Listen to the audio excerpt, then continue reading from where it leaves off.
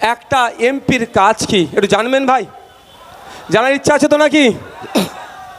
নাহলে ডুমুর ফুল হয়ে যাচ্ছে, খুঁজে পাওয়া যাচ্ছে না। ভোটের সময় মামা, কাকা, জ্যাঠা, মাসি, পিসি যেখানে হাত দিতে বলবে সেখানে হাত দিয়ে নমস্কার করবে, সেখানে হাত দিয়ে দোয়া চাইবে। আর ভোটটা যখন মিটে যায়, এই এমপির কাছে যখন আপনার আমার সন্তানের জন্য, আপনার আমার সমস্যার জন্য সমাধানের কথা বলতে যায়, 14 থেকে 15টা চেলা চামান্ডা ছেড়ে রেখেছে, সব স্তর পার হয়ে, তাও এমপির দেখা মিলে না।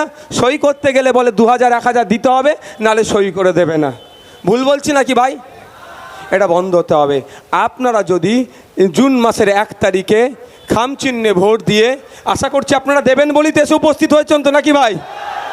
খামচিহ্নের পক্ষে ভোট দিয়ে পার্লামেন্টে পাঠাবেন। আমি আপনাদের দায়িত্ব নিয়ে বলছি, ভোট চাইতে যেমন আপনাদের দাঁড়ে দাঁড়ে এসে আমরা ভোট চাইছি, আমাদের এমপির পদপ্রার্থী যেভাবে মানুষের দাঁড়ে দাঁড়িয়ে এসে ভোট চাইছে, আপনারা একবার এমপি করুন। 5 বছর ধরে দুয়ারে এমপি প্রকল্প আমরা পরিচালনা করব। দুয়ারে যাবে, মানুষকে তার পরিষেবা দিয়ে আসবে। আমরা দায়িত্ব নিচ্ছি, আমরা ভুলে যাচ্ছি না। একটা এমপির কাজ কি? সর্বপ্রথম কাজ হচ্ছে এই বারাসাত লোকসভার মধ্যে যে 18 লক্ষ 16 লক্ষ মানুষ আছে, এই মানুষের অভাব অভিযোগগুলো কি আগে নোট ডাউন করা, সেটাকে জানা, সেটাকে জেনে কি করবে? পার্লামেন্টের মধ্যে এটাকে তুলবে। ওখানে যে মিনিস্টার আছে, স্পিকার স্যারের মাধ্যমে মিনিস্টারকে জানাবে। মিনিস্টারের কাজ কি হবে? সে সমস্যাগুলোকে সমাধান করা। একটা এমপি মহাশয়ের কাজ কি? একটা এমপি মহাশয়ের কাজ কি? দেশের আইন তৈরি যেখানে হয় সেখানে আমরা পাঠাচ্ছি। আপনারা বলুন, এই বারাসাত লোকসভাতে প্রায় 17 লক্ষ মানুষ আছে, 17 লক্ষের অধিক ভোটার আছে।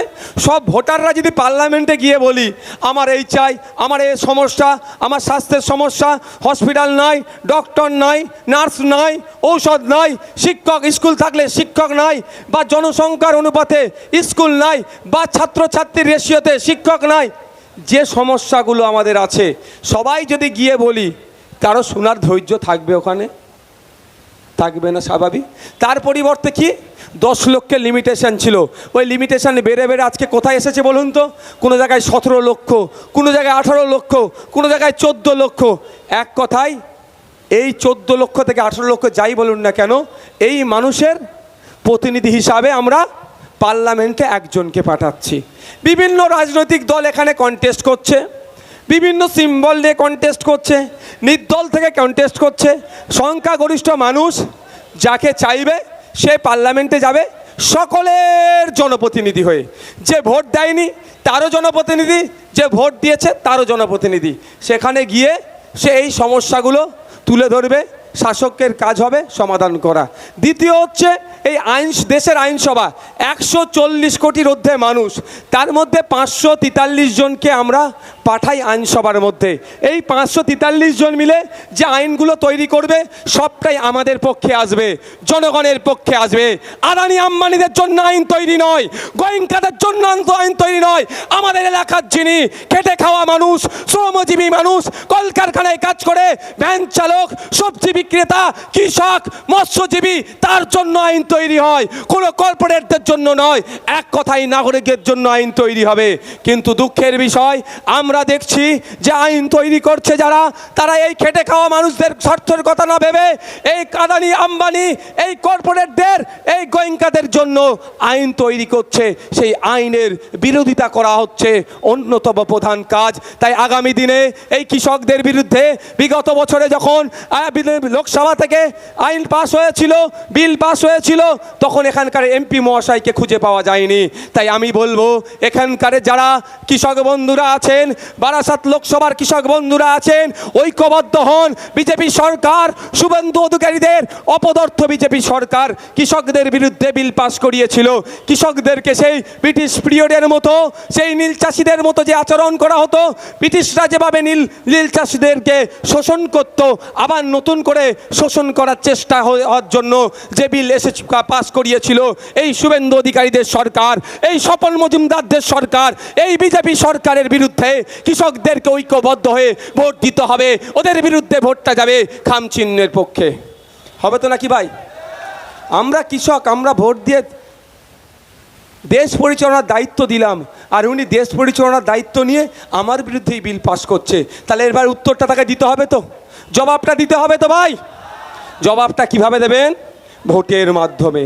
ভুলে যাচ্ছি না এই কাকলিদির দলের লোকেদের কথা। কৃষকদের বিরুদ্ধে যখন বিল পাস হয়েছিল, কৃষকরা ঐক্যবদ্ধ হয়ে এই ভারত সরকারের বিরুদ্ধে, তারা আনা আইনের বিরুদ্ধে, বিজেপি সরকারের বিরুদ্ধে যখন প্রতিবাদ করছিল, তখন আমরাও প্রতিবাদকে সমর্থন জানিয়ে কৃষকদের স্বার্থের কথা ভেবে, কৃষি প্রধান রাজ্য, কৃষি প্রধান দেশ, সেই কথা মাথায় রেখে কৃষকদের পাশে দাঁড়িয়ে আমরা কৃষকদের ডাকা ভারত বন্ধকে সমর্থন করেছিলাম।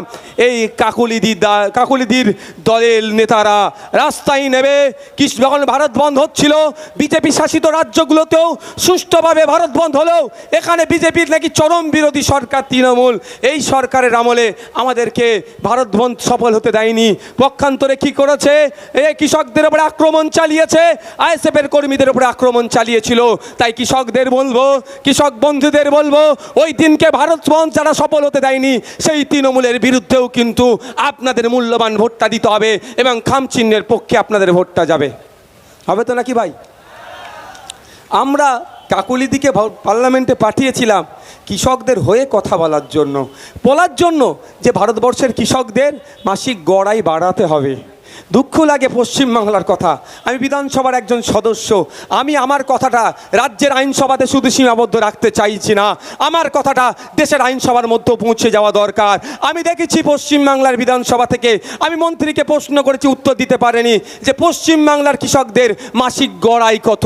বারবার তারা এড়িয়ে যায়, বারবার তারা বলে 3 গুণ নাকি আয় বৃদ্ধি হয়েছে। কিন্তু ভারত সরকারের দেওয়া একটা তথ্য বলছি, মাত্র মাস গেলে 7,000 টাকা পশ্চিমবাংলার কৃষকরা ইনকাম করে। ভাবতে পেরেছেন? পশ্চিমবাংলায় প্রায় 50% অধিক মানুষ কৃষিকাজের সাথে সরাসরি যুক্ত, আর 70% মানুষ ইনডাইরেক্টলি কৃষিকাজের সাথে যুক্ত। তাদের মাস গেলে ইনকাম মাত্র কত? 7,000-এর নিচে। কেন এটা বাড়া উচিত? এই বলে বারবার আমি বিধানসভার মধ্যে প্রশ্ন করেছি। ওই প্রশ্ন শুধু রাজ্যের বিধানসভায় সীমাবদ্ধ রাখতে চাইছি না, ওই প্রশ্ন দেশের আইনসভার মধ্যে আমি আনতে চাইছি।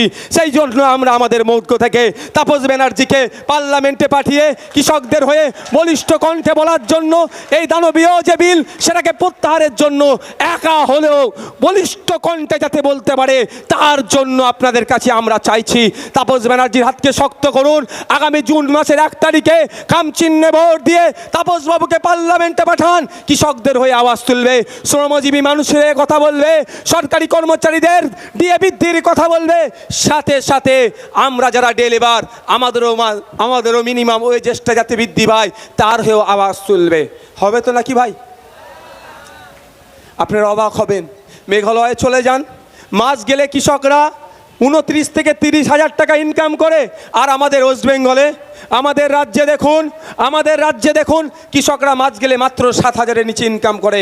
এই সমস্যা সমাধান করতে হবে না ভাই? হবে তো নাকি বলেন? তো এর জন্য বলার লোক থাকে তো, দরকার তো। পশ্চিমবাংলার বিধানসভাতে 294টা সিট আছে, একজন মারা গিয়েছেন, ওই সিটে উপনির্বাচন এখনো হয়নি মানিকতলাতে। জানি না কোন লক্ষ্যে মানিকতলাতে এখনো উপনির্বাচন হচ্ছে না। বাকি 293টা আছে। বাকি 293-এর মধ্যে একটা সংযুক্ত মোর্চা তথা আইএসএফের পক্ষ থেকে আছে, বাকিটা বিজেমূল আছে। এই এক বান্দাই কিন্তু বাকি 292-এর ওপরে ভারী পড়ে যাচ্ছে। আপনাদের দোয়া আশীর্বাদ সমর্থন আছে বলে আমরা যদি পার্লামেন্টে পাঠাতে পারি, আমাদের মধ্যে থেকে 543-এর মধ্যে 1 টাকা যদি আমরা পাঠাতে পারি, এই একটাই কিন্তু শাসকের ঘুমকে কেড়ে নেবে, মানুষের হয়ে কথা বলবে।